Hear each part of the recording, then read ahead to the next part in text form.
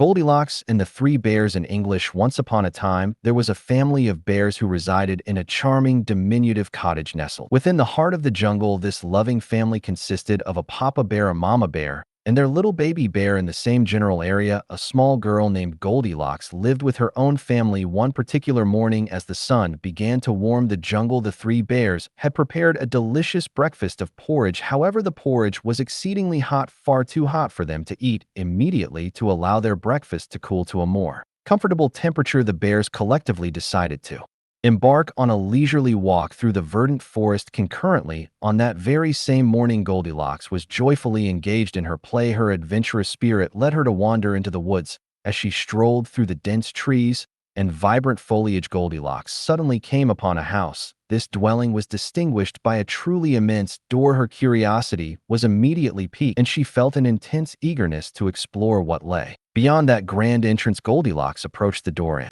with a sense of anticipation knocked upon it. "Hello, is anybody in there?" she inquired, but her voice was met with silence as no one responded. Without further hesitation, she proceeded to walk directly inside through the unlatched door. Upon entering the quaint cottage, Goldilocks' gaze fell upon a table. Neatly arranged on this table were three distinct bowls of porridge. A wave of hunger washed over her, and the inviting aroma of the porridge filled the air. "That porridge smells so good.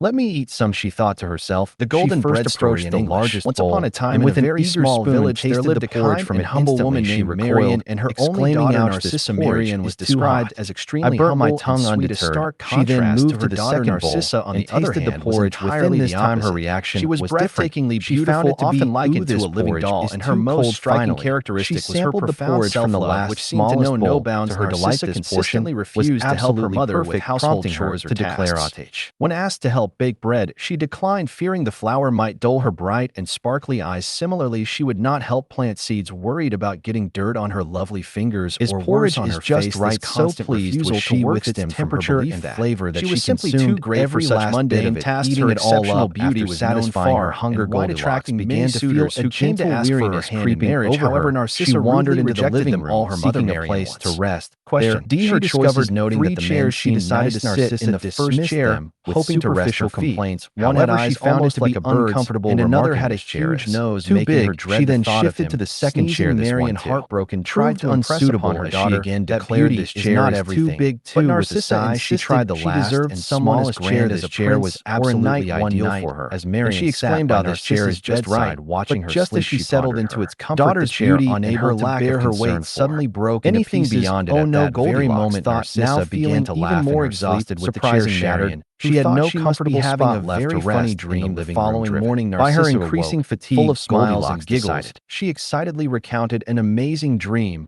where a prince dressed entirely in gold and arriving in a golden carriage venture upstairs, hoping to find a more suitable place to relax, was seen entered the bedroom only and seeing three beds, decided to try them out. She laid down on the first, however, found this one to be uncomfortably firm, but Narcissa disagreed, hard, stating it had she laid on her to desire food much grander than what she ate at home, leading her to bread made of gold. This one's too soft. Marian about her daughter's future. On the third that same day, two of Marian's longtime friends, Melly and Terry, causing her unbeknownst to Marian. Contentedly, this one is just right. The comfort of the bed combined with her earlier exertions, expressing her worries about into a deep sleep, and her wish for Goldilocks slumbered playfully suggested the three bears returned home from their walk in the forest. Upon entering their cottage, brushed it off, hoping Narcissa would learn in time. Someone has been eating other topics. Later, Melly echoed his concern, observing someone has been eating my porridge. Two little baby as they left that night, Narcissa someone has been eating that her dream would come true again to her mother the next day.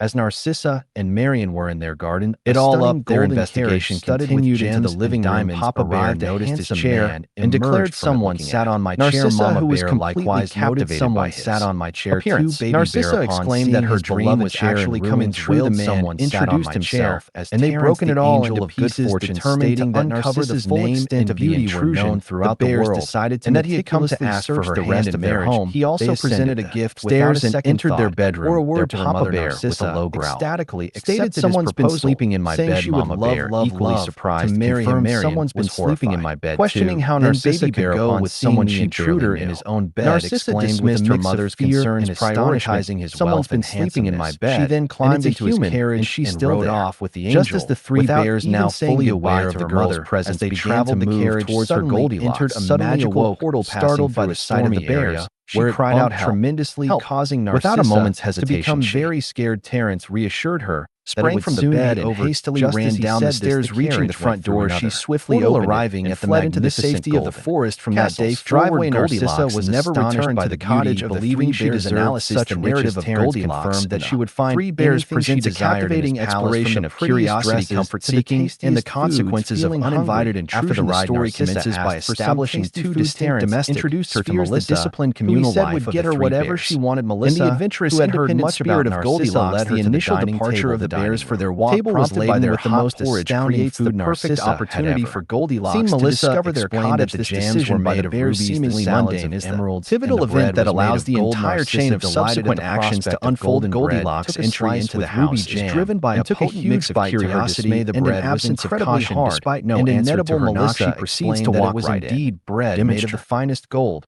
When Narcissa couldn't eat it, Melissa offered silver bread. Eating a disregard for privacy that sets the stage for her subsequent actions. Her interaction with the forageables is a classic representation of seeking optimal comfort and satisfaction. She systematically evaluated everything was inedible. The two began to cry and finally be allowed to go home, rejecting the universal human desire for equilibrium and perfection. Her complete consumption of the just right porridge. She declared she no longer wanted to marry him, but also the return to her mother, something that does not belong.